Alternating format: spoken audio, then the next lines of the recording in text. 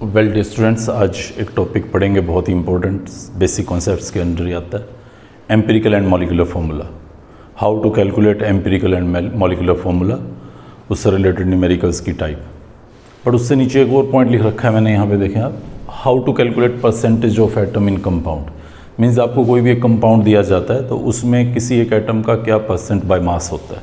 बहुत ही आसान तरीका रहता है ये। जैसे सपोज़ मैं आपको बोलता हूँ कि परसेंटेज ऑफ कार्बन बताइए आप कार्बन डाइऑक्साइड में, तो आप इसका टोटल मॉलिक्यूलर मास देखिएगा, ये 12 + 32 हो जाएगा, यानी कि 44। यानी कि 44 ग्राम अगर आपको CO2 दिया जाता है तो उसमें 12 ग्राम आपके पास कार्बन है, 32 ग्राम ऑक्सीजन है। तो 44 ग्राम CO2 में कार्बन का कंटेंट, कार्बन का अमाउंट 12 ग्राम है। तो अगर आपको ये 100 ग्राम दिया होता, परसेंटेज हमेशा आउट ऑफ 100 होती है, तो ये 12/44 × 100, ये हमारे पास percentage of carbon in carbon dioxide हो जाएगा। और इसी तरह से ऑक्सीजन के लिए निकाल सकता था, 44 ग्राम में ऑक्सीजन 32 एंड 100 में कितना, या कार्बन की जो परसेंटेज है, क्योंकि कंपोनेंट तो दो ही हैं, तो मैं 100 से माइनस कर सकता हूँ कार्बन की परसेंटेज को, तो वो ऑक्सीजन का परसेंटेज हो जाएगा। तो इस तरह से हम इजीली किसी भी स्पीसीज के अंदर किसी भी कंपोनेंट का परसेंटेज निकाल सकते हैं। लाइक मुझे दिया गया CaCl2 6H2, ये हाइड्रेटेड कैल्शियम क्लोराइड दिया गया और मुझसे पूछते हैं कि उसमें वाटर का परसेंटेज क्या होगा। तो कैल्शियम 40 होता है, क्लोरीन 71 हो जाएगा, 35.541 क्लोरीन, और ये 18 × 6 मीन्स 108। तो 40 + 71 + 108, ये हमारे पास टोटल मॉलिक्यूलर मास बनेगा इस बॉडी का 219 ग्राम। सो 219 ग्राम calcium chloride hexahydrated has water 108 gram and 100 gram will have.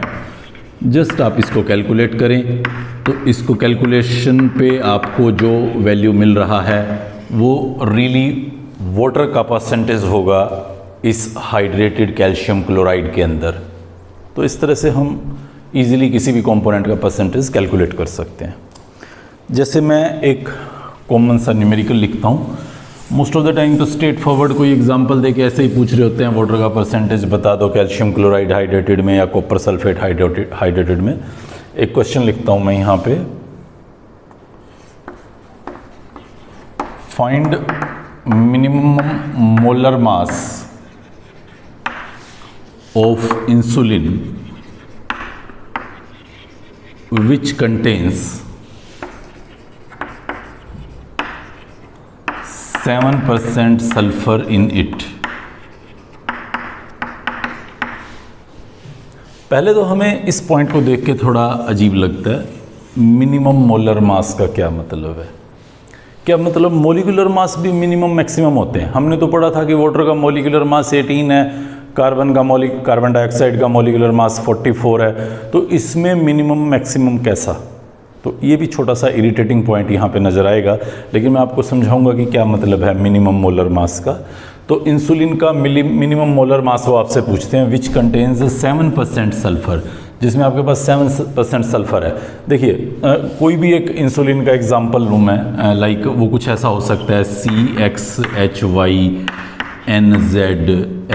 कुछ ऐसा, S की भी एक वैल्यू लिख लेता हूँ A। मान लो ये इंसुलिन का फॉर्मूला है। X कोई भी नंबर है कार्बन्स का, Y कोई भी नंबर है हाइड्रोजन का, Z कोई भी नंबर है नाइट्रोजन का, A कोई भी नंबर है सल्फर का। तो आप बताइए, किसी भी फॉर्मूले में मिनिमम एक सल्फर होना तो मस्ट है, मिनिमम एक सल्फर होना मस्ट है, उससे ज़्यादा हो सकते हैं। सो मैंने मान लिया कि एक सल्फर है, तो एक सल्फर है, तो इस पूरे के मास में सल्फर आपका 32 ग्राम होना चाहिए एटलीस्ट, क्योंकि एक सल्फर एटम का मोलर मास में कंट्रीब्यूशन 32 ग्राम होगा। 12 × X + Y × 1 + Z × 14 plus sulphur का 32 इंटू उसका जो भी नंबर, तो मैंने एक नंबर माना, तो एक सल्फ़र कम से कम है, तो 32 कंट्रीब्यूशन सल्फ़र का कम से कम होगा। वो बता रहा है 7% सल्फ़र है, मतलब 7 ग्राम सल्फ़र अगर प्रेजेंट है उस पर्टिकुलर इंसुलिन में, तो उस टाइम पे इसका मोलर मास होना चाहिए 100 ग्राम, तभी तो वो 7% बनेगा। और कम से कम सल्फर हो सकता है 32 ग्राम। तो फिर मोलर मास क्या होगा मिनिमम उसका? तो आप इसको सॉल्व करें, 732, इसको जब आप सॉल्व करते हैं तो ये अप्रॉक्स 430 के आसपास आएगा। जो है एग्जैक्ट आप देख लेना, नियर अबाउट बता रहा हूँ मैं, 430 के आसपास आ गया। ये मिनिमम मोलर मास है। मतलब अगर सल्फ़र 1% हो तो, अगर आप कहें जी नहीं सल्फ़र 2 हो तो फिर 64 के अकॉर्डिंग 860 मास हो सकता था इसका। 3 हो तो फिर 32 इंटू 3 के अकॉर्डिंग इसका कुछ डिफरेंट मास हो सकता था। So we are not going to calculate what the exact mass is. हम यहाँ पे ये बता ही नहीं सकते, बताना ही नहीं है हमें कि उसका क्या एग्जैक्ट मोलर मास है। हाँ, हम तो ये बता रहे हैं कि इससे कम नहीं होगा। इससे कम वो कौन सी वैल्यू होगी भाई? इससे कम नहीं होगा तो सल्फर कम से कम 1 होना मस्ट है, और सल्फर कम से कम 1 आप लेते हो तो उसका मोलर मास यानी कि 1 मोल का मास 32 ग्राम होता है। तो 32 ग्राम सल्फर जब एटलीस्ट प्रेजेंट होगी तो उस मॉलिक्यूलर फॉर्मूले का मॉलिक्यूलर मास क्या होगा? ये आपके पास उस इंसुलिन का मिनिमम मोलर मास होगा। चलिए नेक्स्ट पॉइंट पे चलते हैं हम लोग। आज जो मेनली समझना चाहते हैं वो है एम्पिरिकल एंड मॉलिक्यूलर फॉर्मूला क्या होता है, परसेंटेज का उसमें क्या कंट्रीब्यूशन। देखिए पहली बात तो ये समझिए कि हम किसी भी मॉलिक्यूल का जब एम्पिरिकल और मॉलिक्यूलर फॉर्मूला निकालेंगे तो हमें उसके कॉन्स्टिट्यूएंट्स की परसेंटेज पता होनी ही चाहिए, तभी हम एम्पिरिकल और मॉलिक्यूलर फॉर्मूला निकाल सकते हैं। ये जो परसेंटेज का कॉन्सेप्ट समझा रहा था ये सिर्फ इसीलिए था कि हम एम्पिरिकल और मॉलिक्यूलर फॉर्मूला को कैलकुलेट कर पाएँ। हमारे सामने मोस्ट ऑफ द क्वेश्चंस पे परसेंटेज गिवन रहती है ऑलरेडी कॉन्स्टिट्यूएंट्स की। अगर ना गिवन हो तो कैलकुलेट करनी पड़ती है, और कैलकुलेट करने का यही तरीका था जो मैंने जस्ट अभी आपसे शेयर किया है। तो चलिए पहले मैं समझाता हूँ कि एम्पिरिकल और मॉलिक्यूलर फॉर्मूला क्या होता है। आप कुछ मॉलिक्यूल्स को रिकॉल कीजिए जो आप जानते हैं। जैसे मैं अपनी मर्जी से 3-4 मॉलिक्यूल लिखता हूँ और जो शायद आप लोगों ने सुने भी होंगे। एक मॉलिक्यूल होता है हमारे पास मीथेन, एक मॉलिक्यूल हमारे पास होता है ब्यूटेन C4H10, एक मॉलिक्यूल हमारे पास होता है बेंजीन C6H6, एक मॉलिक्यूल हमारे पास होता है ग्लूकोज C6H12O6। ये हमारे पास कुछ मॉलिक्यूल्स हैं। मीथेन में रियली क्या होता है, एक कार्बन एटम होता है, उसके साथ 4 हाइड्रोजन अटैच्ड होते हैं कुछ इस तरह से। या C4H10 में 4 कार्बन्स होते हैं और उनके साथ हाइड्रोजन्स अटैच होते हैं। इसी को ब्यूटेन बोलते हैं हम, C4H10। या C6H6 बेंजीन बोलते हैं उसको। ऐसे 6 कार्बन्स होते हैं एक साइकिल की फॉर्म में, 10th में पढ़ा भी होगा आप लोगों ने।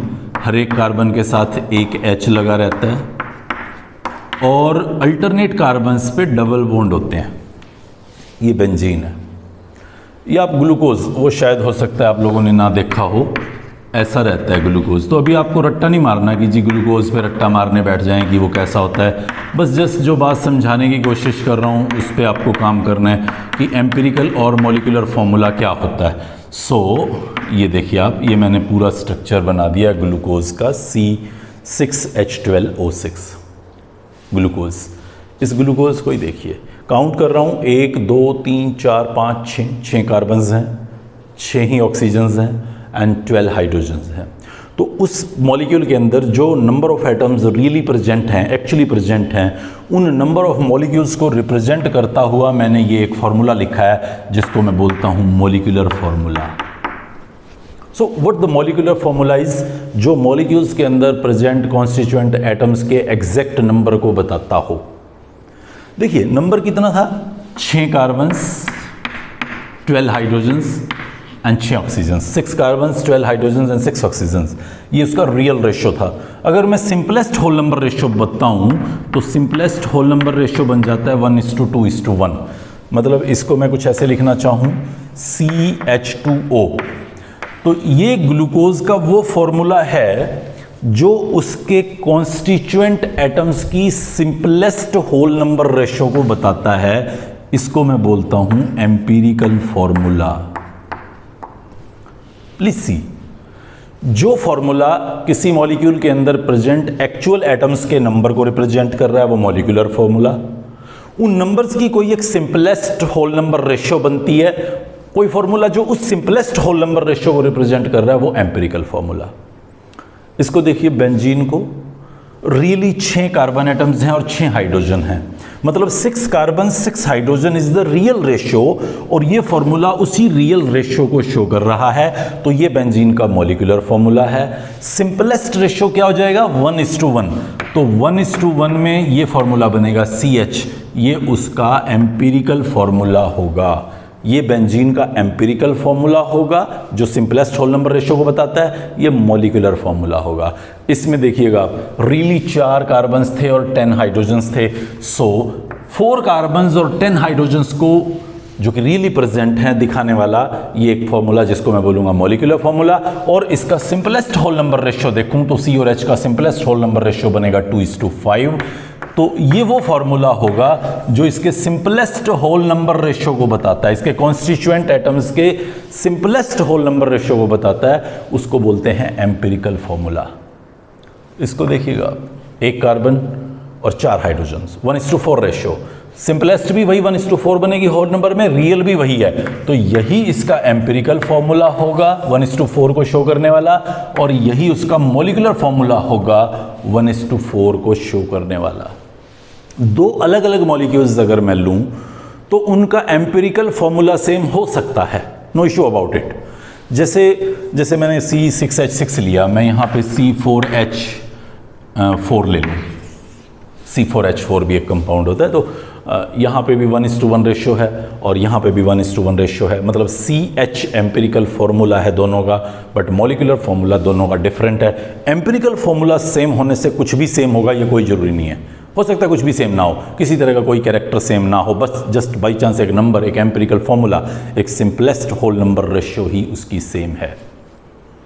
जब हम एम्पिरिकल फॉर्मूला को n से मल्टीप्लाई करते हैं, n कोई भी एक नंबर हो सकता है, तो वो मॉलिक्यूलर फॉर्मूला बनता है। देखिए, जैसे मैं इस एम्पिरिकल फॉर्मूला को 1 से मल्टीप्लाई करूं, n कोई भी एक नंबर है तो मैं 1 से मल्टीप्लाई करूं, तो कार्बन 1 था, 1 से मल्टीप्लाई किया 1, H4 थे, 4 से मल्टीप्लाई किया 4, तो CH4 रहा। या मैं इसको 2 से मल्टीप्लाई कर दे रहा हूँ C2H5 को, तो 5 × 2 10 हो गया, 2 × 2 4 हो गया। तो ये एम्पिरिकल फॉर्मूला को 2 से मल्टीप्लाई करने पे C4H10 बना, या एम्पिरिकल फॉर्मूला को 6 से मल्टीप्लाई करने पे मॉलिक्यूलर फॉर्मूला बना, या एम्पिरिकल फॉर्मूला को अगेन 6 से मल्टीप्लाई करने पे ये मॉलिक्यूलर फॉर्मूला बना। तो मतलब मैं ये कहना चाहता हूँ कि एम्पिरिकल फॉर्मूला को अगर मैं n, दैट मीन्स n कोई भी एक नंबर होगा, उससे अगर मैं मल्टीप्लाई करूं तो ये मेरे पास उसका मॉलिक्यूलर फॉर्मूला बना के देगा। अब सवाल उठता है कि ये n क्या होना है? नंबर, कोई भी एक नंबर होगा, होल नंबर होगा, क्या होगा ये n? तो n कैलकुलेट करने का एक बड़ा सीधा सा तरीका है, और वो है मॉलिक्यूलर मास, या मोलर मास लिख देता हूँ, divided by empirical formula mass. मतलब मोलर मास को एम्पिरिकल फॉर्मूला मास से अगर मैं डिवाइड कर देता हूँ तो वो बनता है n। जैसे ग्लूकोज का ये एग्जांपल पिक करता हूँ, अभी न्यूमेरिकल भी डालूंगा एक रियली यहाँ पे, C6H12O6 ये ग्लूकोज होता था। मॉलिक्यूलर मास में फॉर्मूले से कैलकुलेट कर सकता हूँ, ये 180 होता है। एम्पिरिकल फॉर्मूला मैंने जस्ट अभी आपको बताया था, वो CH2 होता है, और उस एम्पिरिकल फॉर्मूले के मास को अगर आप कैलकुलेट करें 12 + 2 + 16 तो वो 30 होता है। तो मॉलिक्यूलर मास को एम्पिरिकल फॉर्मूला मास से अगर मैं डिवाइड कर रहा हूं तो मेरे पास n निकल के आ रहा है 6, और इसी 6 से मैं इसको मल्टीप्लाई करूंगा CH2O को, इसी n से एम्पिरिकल फॉर्मूला को मल्टीप्लाई कर रहा हूं तो वो मुझे दे रहा है मॉलिक्यूलर फॉर्मूला। यही बात मैंने यहाँ पे लिखी है। यहाँ पे मैं बहुत ज़्यादा एम्पिरिकल और मॉलिक्यूलर फार्मूला की डेफिनेशंस पे वर्कआउट करना कतई ज़रूरी नहीं है हमारे लिए, हमें जस्ट इसको समझना भर था कि क्या एम्पिरिकल और मॉलिक्यूलर फार्मूला होता है। मैं यहाँ पे कुछ 2-3 न्यूमेरिकल्स आपसे शेयर करूँगा और वही आप लोगों को थोड़ा सा वर्कआउट करके रखना है, समझ के रखना है। तो मैं यहाँ पे 2 स्टेटमेंट्स लिखता हूँ और फिर उसके साथ हम इस क्वेश्चन को आगे बढ़ाएंगे। क्वेश्चन देखें, एल्केन 84% कार्बन पोजेस कर रहा है, मोलर मास दिया हुआ है। सॉरी, एक बार यहाँ पे देखें, मोलर मास और मॉलिक्यूलर मास देखने में एक जैसा ही लिखेगा, शॉर्ट में ऐसे ही लिख देते हैं, बट दोनों चीज़ें थोड़ी डिफरेंट होती हैं। AMU में जब लिखा रहता है आपके पास तो वो मॉलिक्यूलर मास होता है। क्या मोलर मास और मॉलिक्यूलर मास डिफरेंट हैं? मोलर मास 1 मोल का मास है, यानी कि ग्राम मॉलिक्यूलर मास। जब मैं मोलर मास बोलता हूँ तो वो ग्राम मॉलिक्यूलर मास होता है, और जब मैं खाली मॉलिक्यूलर मास बोलता हूँ तो उसको जनरली हम AMU में रिप्रेजेंट करते हैं, सिंगल मॉलिक्यूल का मास होता है। तो ये मुझे अगर मॉलिक्यूलर मास दिया हुआ है तो भी मुझे मोलर मास की ज़रूरत है, और मोलर मास दिया हुआ है तो फिर ये AMU में नहीं हो सकता था, फिर ये ग्राम में ही होना था। तो अभी तो मैं मोलर मास ही मान के चल रहा हूँ इसको। मॉलिक्यूलर मास लिखा होता ये तो भी मुझे 100 AMU का 100 ग्राम ही कर देना था, यानी कि 1 मोल बॉडी का मास ही लेना था यहाँ पे। एल्केन बताया गया मुझे।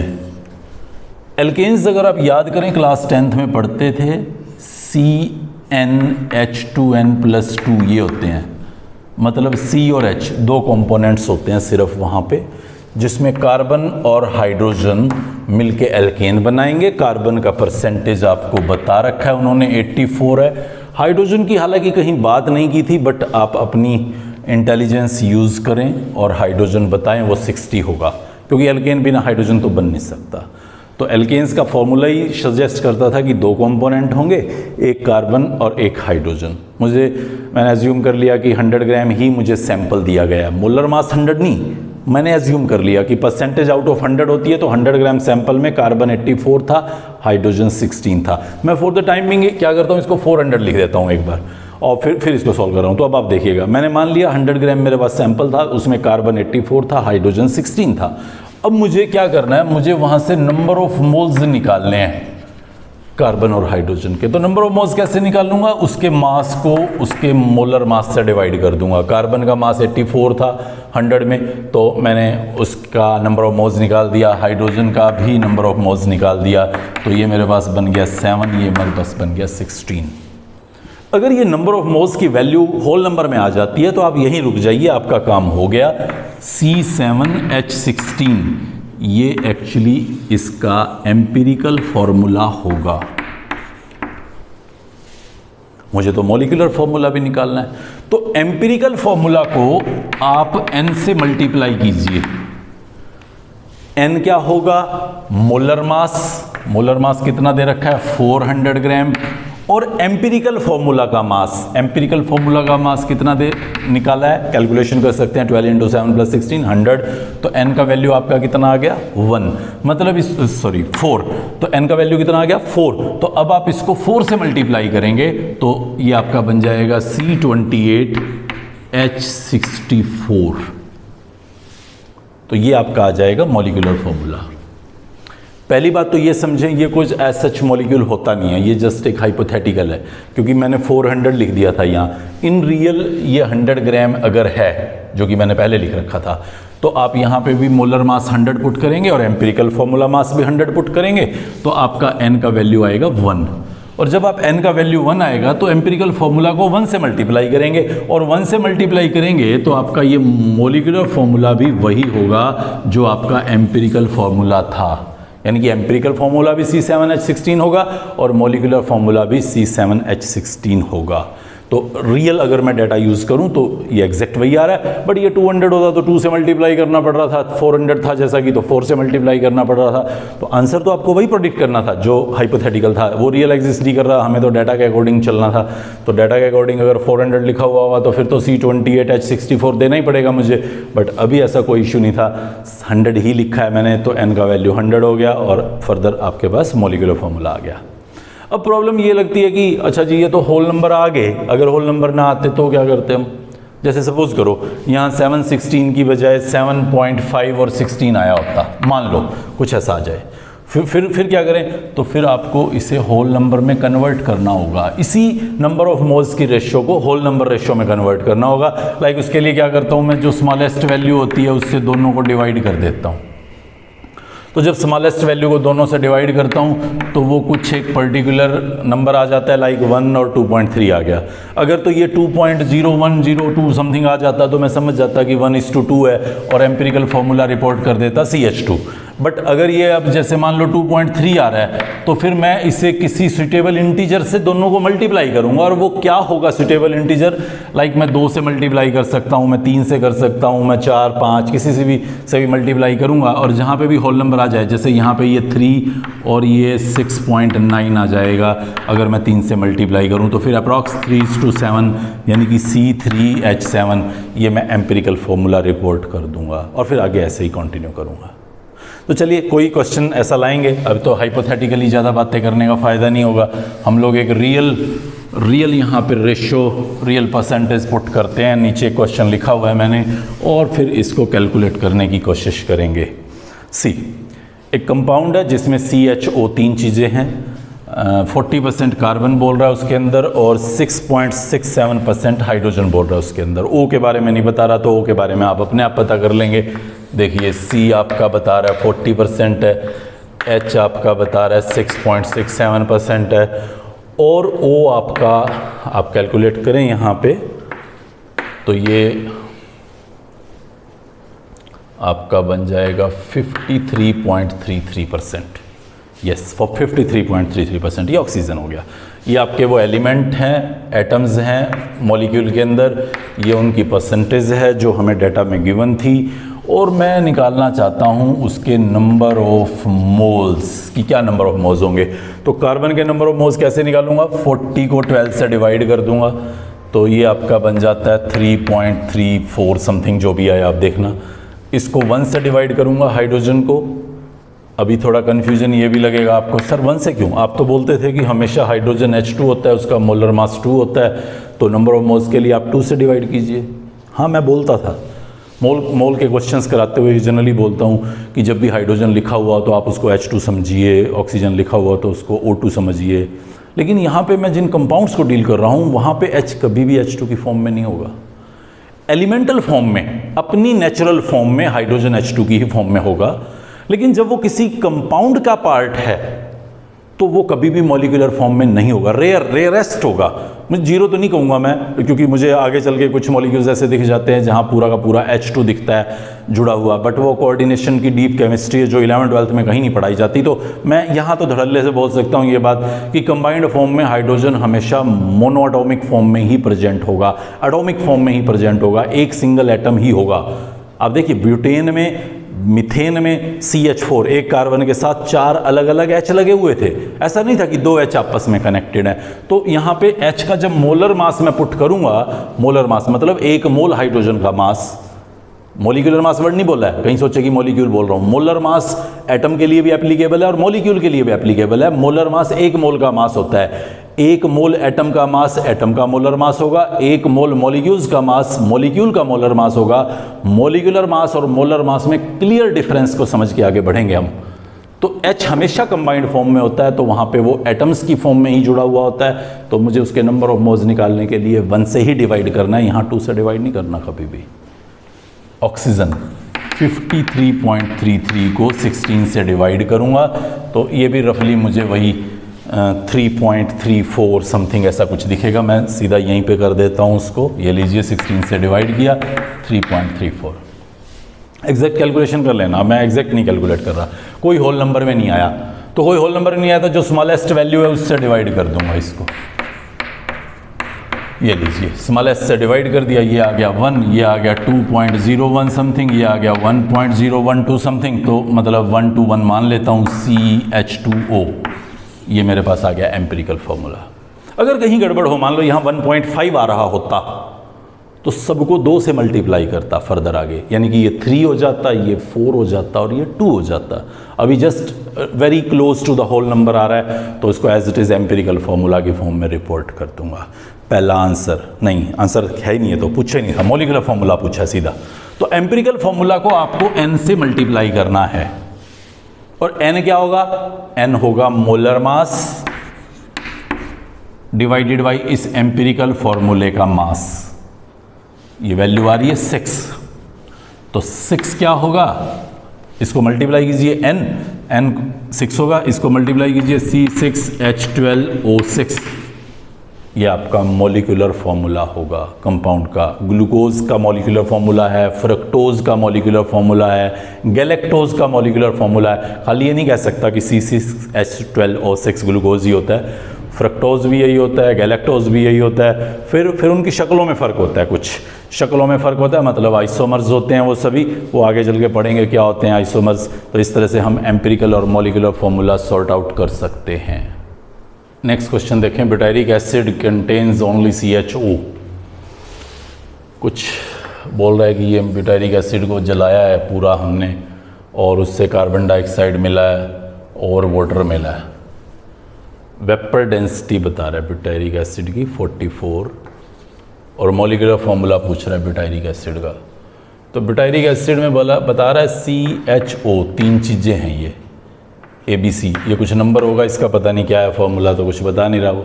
और उसका मास बता रहा है 4.24 मिलीग्राम और उसको कम्प्लीटली बर्न किया है। देखो कंपाउंड्स को जब आप स्पेशली ऑर्गेनिक कंपाउंड्स को, हाइड्रोकार्बन्स को जब आप बर्न करते हैं एक्सेस ऑक्सीजन में, तो वो हमें most of the time CO2 और वाटर देते हैं जब भी एक्सेस ऑक्सीजन में या कंप्लीट बर्निंग करें।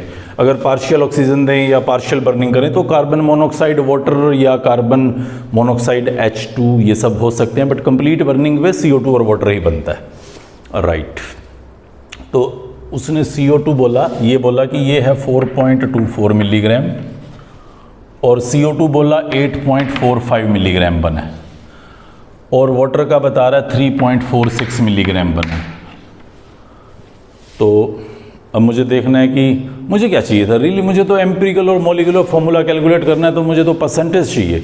मुझे तो ये चाहिए कि इसके अंदर कार्बन का परसेंटेज कितना है, हाइड्रोजन का परसेंटेज कितना है और ऑक्सीजन का परसेंटेज कितना है। मुझे रिएक्शन से क्या लेना देना, मैं तो एम्पिरिकल और मॉलिक्यूलर फॉर्मूला उससे से कैलकुलेट करूँगा। तो मेरा टारगेट है कि मैं यहाँ पे कार्बन का अमाउंट पता करूँ या हाइड्रोजन का अमाउंट पता करूं या ऑक्सीजन का अमाउंट पता करूं, उसके बाद आगे बढ़ूं।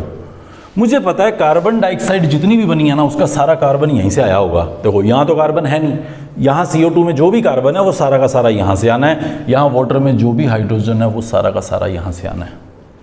प्लीज सी, मैं ये नहीं कह सकता यहाँ जो भी ऑक्सीजन है वो सारा का सारा यहाँ से आना है, क्योंकि ये देखो ऑक्सीजन बाहर से डाल के मैं गर्म कर रहा हूँ, या यहाँ जो ऑक्सीजन है वो सारा का सारा यहाँ से आना है। मैं ऐसा नहीं बोल सकता, पर मैं कार्बन और हाइड्रोजन के लिए बोल सकता हूँ कि यहाँ जितना कार्बन होगा वो सारा यहाँ से आया होगा और यहाँ जितना हाइड्रोजन होगा वो सारा यहाँ से आया होगा। तो मुझे इसमें पता है कि 44 ग्राम CO2 में 12 ग्राम कार्बन होता है। ये तो मुझे किसी से पूछने की जरूरत नहीं है। और या मैं यूं बोल दूं 44 मिलीग्राम CO2 में 12 मिलीग्राम कार्बन होता है। 44 मिलीग्राम CO2 में 12 मिलीग्राम कार्बन होता है। तो 8.45 मिलीग्राम जो मुझे यहाँ कार्बन डाइऑक्साइड मिला है उसमें कार्बन कितना होगा, 12/44 इंटू 8.45। आप इसको सोल्व कर लीजिए, ये कुछ एक पर्टिकुलर वैल्यू आ जाएगी। जैसे मैं वैसे ही लिख देता हूँ 2.36 ग्राम एग्जैक्ट, तो फिर कैलकुलेशन करना पड़ेगा, बट जस्ट समझाने के लिए स्टेटमेंट को आगे कंटिन्यू कर देता हूँ। ये मान लीजिए आपके पास आ जाता है 2.36 मिलीग्राम, ये कार्बन की अमाउंट है जो यहाँ प्रेजेंट थी, यही तो कार्बन डाइऑक्साइड में आई है। तो मैं लिख देता हूँ कि 2.36 मिलीग्राम इसके अंदर कार्बन है। और ठीक ऐसे ही वाटर के लिए चल पड़ता हूँ। मुझे पता है 18 मिलीग्राम वाटर में 2 मिलीग्राम हाइड्रोजन होगा। 18 ग्राम में 2 ग्राम, 18 मिलीग्राम में 2 मिलीग्राम, तो 3.46 मिलीग्राम में कितना हाइड्रोजन होगा ये मैं यहाँ पे निकालना चाहता हूँ। रफली 0.34 मिलीग्राम आ जाएगा। जो आए एग्जैक्ट देखना, मैं अब वो कैलकुलेशंस का टाइम सेव कर रहा हूँ। तो ये मेरे पास दोनों कार्बन और हाइड्रोजन की अमाउंट आ गई हैं जी। ऑक्सीजन की निकालनी है, मुश्किल ही नहीं है, दोनों को ऐड करूंगा और इस टोटल से माइनस कर दूंगा तो वो ऑक्सीजन की अमाउंट आ जाएगी। या मैं परसेंटेज कैलकुलेट करना चाहता था तो परसेंटेज कैलकुलेट कर लेता हूँ। 4.24 मिलीग्राम एसिड है जो ब्यूटाइरिक, उसमें कार्बन का अमाउंट है 2.36 मिलीग्राम। अगर ये 100 होता, परसेंटेज तो आउट ऑफ 100 होती है, तो आप यहाँ पे कार्बन की परसेंटेज को कैलकुलेट कर लीजिए। तो ये कार्बन की परसेंटेज आपकी उस ब्यूटाइरिक एसिड की परसेंटेज होगी, अप्रॉक्स आप देखिएगा ये 54.4 के आसपास आएगी कार्बन की परसेंटेज। फिर उसके बाद हाइड्रोजन की निकाल लीजिए। 4.24 में हाइड्रोजन आपका आ रहा है 0.3436 वटएवर जो भी मैंने लिखा है। तो 100 अगर आप लेते ये सैंपल तो उसके अंदर हाइड्रोजन कितना होता, आप इसको कैलकुलेट कर लीजिएगा। ये रफली 9.1% के आसपास आ जाता है। तो आपको कार्बन की परसेंटेज भी पता चल गई, हाइड्रोजन की भी पता चल गई, और अब ऑक्सीजन वाली तो देखना ही क्या है, वो तो इजीली हो जाएगा। 63.5 बन रहा है, तो ये आपका 36.5%, वो 36.5% ऑक्सीजन का परसेंटेज होगा। ये 36.5, ये 9.1 और ये 54.4। तो आपके पास तीनों परसेंटेज आ गई जो इस क्वेश्चन में डायरेक्टली गिवन नहीं थी। अब क्या करना है हमें? अब हमें अपने उसी पुराने ट्रैक पे चलना है। कार्बन के, हाइड्रोजन के और ऑक्सीजन के परसेंटेज को उसके नंबर ऑफ मोल्स में कन्वर्ट करेंगे। इसको 12 से डिवाइड करेंगे, इसको 1 से, इसको 16 से। एक पर्टिकुलर नंबर आएगा, उसको सिंपलेस्ट होल नंबर रेशियो में कन्वर्ट करेंगे, एम्पिरिकल फॉर्मूला आएगा। मॉलिक्यूलर फॉर्मूला निकालना है, n से मल्टीप्लाई करना है, एम्पिरिकल फॉर्मूला से एम्पिरिकल फॉर्मूला मास निकल आएगा। और मॉलिक्यूलर मास, चलिए देखिए, मॉलिक्यूलर मास यहाँ गिवन नहीं है, वेपर डेंसिटी गिवन है ब्यूटाइरिक एसिड की।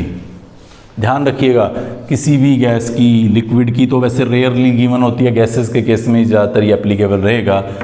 2 × वेपर डेंसिटी वो मोलर मास होता है, इसको याद रखें। किसी भी गैसियस प्रोडक्ट की आपको वेपर डेंसिटी गिवन है तो आप उसे 2 से मल्टीप्लाई करें, वो उसका मॉलिक्यूलर मास होगा। तो इससे आप मॉलिक्यूलर मास कैलकुलेट कर सकते हैं। तो वो मॉलिक्यूलर मास आपको पता चल गया, एम्पिरिकल फॉर्मूला यहाँ से कैलकुलेट करेंगे और एम्पिरिकल फॉर्मूला मास निकाल के n फैक्टर से मल्टीप्लाई करके क्वेश्चन को आगे प्रोसीड करेंगे। तो इसको आप अपने आप करके देखिएगा फर्दर आगे कैलकुलेट, और किसी तरह की दिक्कत फेस हो तो देखिएगा, क्योंकि मैं यहाँ पे कैलकुलेशंस जस्ट हाइपोथेटिकल करता आया हूँ। तो एग्जैक्ट कैलकुलेट करेंगे तभी जाके ये आंसर आएगा। हमारी अपनी मर्जी से किसी कंपोनेंट की कोई परसेंटेजेस नहीं होती हैं, just I have to explain कि क्या स्टेप्स हैं, क्या वेज हैं जो आपको फॉलो करने होंगे। एक आखिरी बात और छोटी सी बता रहा हूँ, फिर एम्पिरिकल और मॉलिक्यूलर फॉर्मूला की स्टोरी हमारी ओवर हो जाएगी। आप लोग क्वेश्चंस पे वर्कआउट कीजिएगा, कोई डाउट लगे तो पूछें। कई बार क्या होता है, वो वेपर डेंसिटी भी नहीं देते।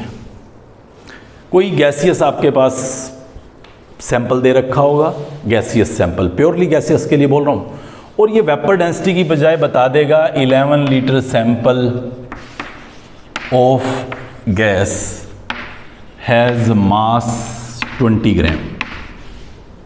बस ये जो अंडरलाइन किया ना मैंने, vapour density of butyric acid is 44। इसके 3 ऑप्शंस हैं। एक ऑप्शन तो यही सामने है, वेपर डेंसिटी दे दें तो मोलर मास 2 से मल्टीप्लाई करके निकाल लेना। एक ये होता है कि वो समटाइम आपको इसी तरह से 11 litre sample of gas has मास ऐसा करके कुछ लिख देता है। तो आपको ध्यान रखना है कि 22.4 लीटर सैंपल जो है उसका मास STP पे मोलर मास होता है। तो 22.4 लीटर गैस का मास क्या होगा? तो 20 डिवाइडेड बाई 11 इंटू 22.4, इसको आप सॉल्व कर लीजिएगा, ये मोलर मास होगा। तो आपको मोलर मास का मस्ट है, रिक्वायरमेंट रहेगा मॉलिक्यूलर फॉर्मूला निकालने के लिए। तो आप वेपर डेंसिटी की हेल्प से, या डायरेक्ट मॉलिक्यूलर फॉर्मूला गिवन हो, या मॉलिक्यूलर मास गिवन हो, या इस तरह से स्टेटमेंट गिवन हो, तो आप मॉलिक्यूलर मास कैलकुलेट करके इस क्वेश्चन को प्रोसीड कर सकते हैं। आपकी NCERT में क्वेश्चन ऐसा मिलेगा जहाँ पे ऐसे ही कुछ वॉल्यूम और मास दे रखे हैं और आपको मोलर मास नहीं बता रखा एम्पिरिकल और मॉलिक्यूलर फॉर्मूला से रिलेटेड। तो उन सभी क्वेश्चंस को आप ट्राई करके देखें, कोई दिक्कत लगे तो पूछिए। नेक्स्ट लेक्चर के अंदर हम लोग फिर एक और नए टॉपिक के साथ, न्यूमेरिकल बेस्ड टॉपिक ही है वो, स्टोइकियोमेट्री, तो उसको यहाँ पे पढ़ने की कोशिश करेंगे, समझने की कोशिश करेंगे। Till that, good bye.